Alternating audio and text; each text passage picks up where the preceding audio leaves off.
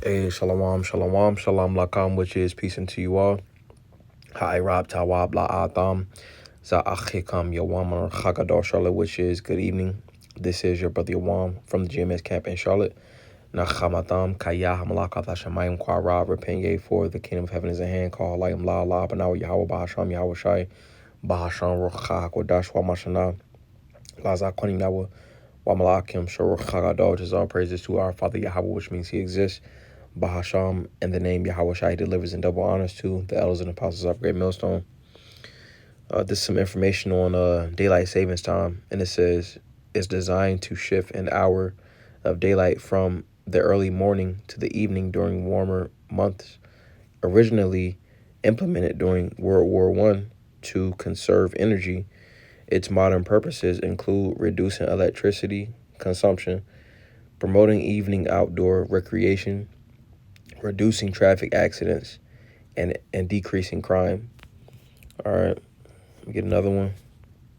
This is the negative effects of daylight savings time, you see, because ultimately when we go into the scriptures, all right, daylight savings time, wasn't a thing. Let's get a quick precept. This is Genesis chapter 1, and we'll get verse 16. All right, and it says, verse 14, it says, and the power said, let there be lights in the firmament of the heaven to divide the day from the night, and let them be for signs and for seasons, and for days and for years, and let them be for lights in the firmament of the heaven, to give light upon the earth. And it was so. And the powers made two great lights, the greater light to rule the day, and the lesser light to rule the night. He made the stars also. All right, and ultimately, light, the two lights are going into the sun and the moon. All right, the moon ultimately is ordained for the nighttime light. All right, you got the sun for the daytime light. All right, so there was never a need for a thing called daylight savings time. Let's get this too. This is Daniel chapter 7, and we'll get verse 25. And it says, and he shall speak great words against the Most High. All right. And ultimately, the Esau, even the so-called white man, has instituted daylight savings time and various different other things to affect, the times and, the seasons, that essentially, we go off of, present day. All right. Hence, the Julian calendar, AKA, the Gregorian calendar, where it goes off of the sun. All right. That affects, how time is measured. All right. But it says, and he shall speak great words against the Most High, going into how, he continually blasphemes the Lord. All right. It says, and shall wear out the saints of the Most High, and think to change times and laws. And they shall be given into his hand until a time and times and the dividing of time. All right. And ultimately, the saints, all right, the Israelites, all right, are ultimately worn out, all right, due to this man's system. All right. That and things like daylight savings time, and then ultimately going into in this middle part of this verse where it says, and think to change times and laws. All right, so this man has instituted things like daylight savings time. All right, going off of the sun as the measurement of time, which the sun does measure time in the daytime. All right, but not for the yearly calendar. All right, the year and the months are ultimately measured by the moon. All right, but it says, and think to change times and laws. All right, so he's effectively done this. All right, one way as we're going into is through daylight savings time. So going into some of the negative effects. All right, it says daylight savings time causes significant acute health issues, including 6% rise in fatal traffic incidents. In the other article, it said to reduce accidents, but it says that, excuse me, it actually increases accidents. It says increased heart attacks, strokes, cardiovascular issues due to disruption in the circadian rhythm, and sleep deprivation. It causes lasting mental health impacts such as increased depression, mood instability, along with reduced cognitive performance. All right, and that's essentially why, all right, things are the way they are. They've effectively changed the times or the times in the laws. All right, in which the whole America Babylon the Great does not even use daylight savings time. I think it's like 2 states that don't use it. So that's confusion in itself. But I want to get a couple precepts and just get some edification on this topic. It says the disruption is particularly hard on children, teenagers, and individuals with existing sleep issues as it causes a misalignment between their internal clock and the sun. All right, so because they pretty much go off of the sun. All right, now internal clock, our circadian rhythm is pretty much measured off of the moon. Like when we're supposed to get rest. So just doing that essentially throws off the natural body clock. So I just want to get a couple precepts. All right, let's get we'll get let me see. Let's get this. This is Bon Sirach, chapter 43. All right, and we'll get verse 6, verse 7, verse 6. And it says he made the moon also to serve in her season for a declaration of times and a sign of the world. All right, so ultimately, the moon is a sign for the world. All right, that's why essentially the Lord ordained it. All right, you see, but then also it declares the times that we in. All right, when we get, all right, how we get the Sabbath is ultimately measuring it from the first day. All right, the first day being the new moon. All right, 7 days from the new moon, then that's gonna be the Sabbath. All right, and then ultimately, again, it declares the times. All right, the months. All right, a week. All right, it also measures the year. All right, whereas, in the Gregorian calendar, going off the solar year, it's 365 days. And the lunar calendar ultimately goes off of roughly 360 days. All right, but it says, from the moon is the sign of feast, a light that decreaseth in her perfection. All right, and decreasing to the perfection would go into the new moon, in which the new moon is dark. All right, it's when you can't see it. That's where it's perfect. You see, because that's where it's renewed. All right, new moon in Hebrew is chadash. All right, when something is new, when something is refreshed, when something is repaired, all right, that shows that it's perfect. All right, when it becomes full, all right, that's because you got some groups that say when it's the full moon, that's when the moon is perfect. Now the moon is perfect ultimately when it's refreshed, when it's repaired. All right, going into the new moon when you can't see it in the sky. All right, so reading it again, verse 7. From the moon is the sign of feast, a light that decreaseth in her perfection, and going into the new moon. Verse 8, the month is called after her name, increasing wonderfully in her changing. All right, that's the increasing. You see, because the moon increases as it changes, because the perfection is in the new moon when it's completely dark. But the increase, all right, is when it goes into that full moon. All right, that's when it starts to change, because you got you got a crescent, you got the gibbuses, your various different gibbuses. You got a half moon and so on and so forth, up until it gets to a full moon, in which that's how it increases wonderfully in the changing. But it says the month is called after her name, increasing wonderfully in her changing, being an instrument of the armies above, shining in the firmament of heaven. All right, it says the month is called after her name. When you look at the word for moon, all right, month. All right, both of those words are related. All right, and again, it says the month is called after her name. The word month goes into the word for moon. All right, that's where they actually got it from, and I believe they just added a th. All right, when you look at languages like in I believe it's Dutch. All right, they call it maanad. Both of them are called maanad, both the month and the moon. All right, and in various different languages. In German, the same thing. All right. And which, first and foremost in Hebrew, all right, Chadash goes into the new moon, you see, but then also it goes into a month as well. All right.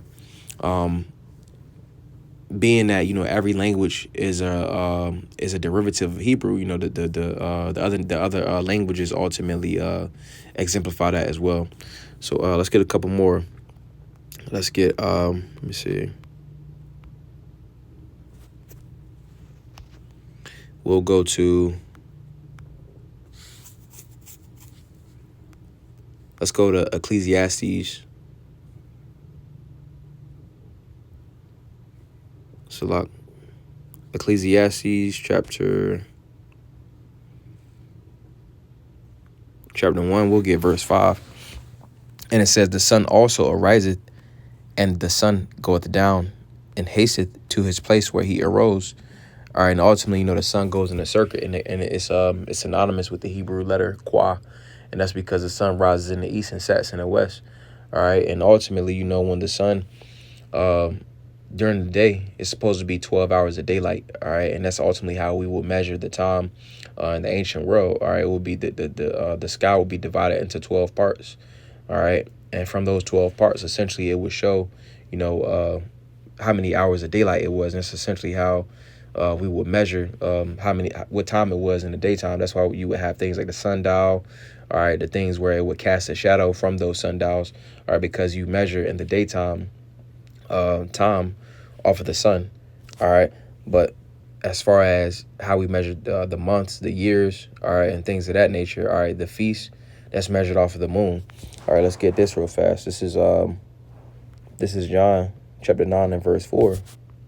Well, let's get Matthew chapter 20, and we'll get verse 9, in which this ultimately goes in. This is a parable going into how, the Lord ultimately has dispatched, the believers are to receive of a reward, all right, being that penny, salvation. All right, verse 1, it says, "For the kingdom of heaven is like unto a man that is an householder, which went out early in the morning to hire laborers into his vineyard. And when he had agreed with the laborers for a penny a day, he sent them into his vineyard.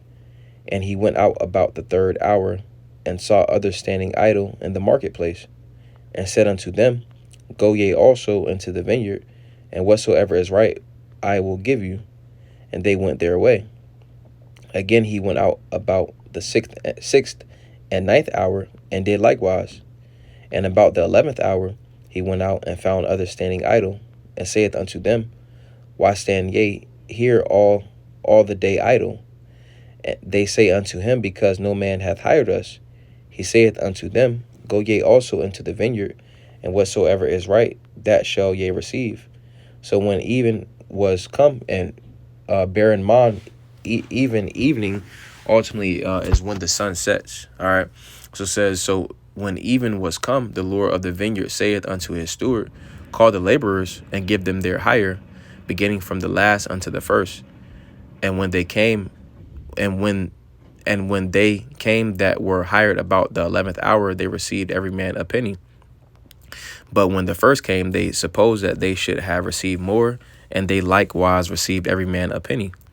And when they had received it, they murmured against the good man of the house, saying, These last have wrought about but 1 hour, excuse me, and thou hast made them equal unto us, which have borne the burden and heat of the day. And which, when you go into what the sun does, quap, the sun speaks, all right, because during the daytime the sun is speaking, all right. If you don't have any type of shade, even if you're in the shade, you can feel that heat from the sun, you see. So it's 12 hours of daylight, all right. And being that 11th hour servant, came in before the nighttime, all right, because we're talking about at evening, all right.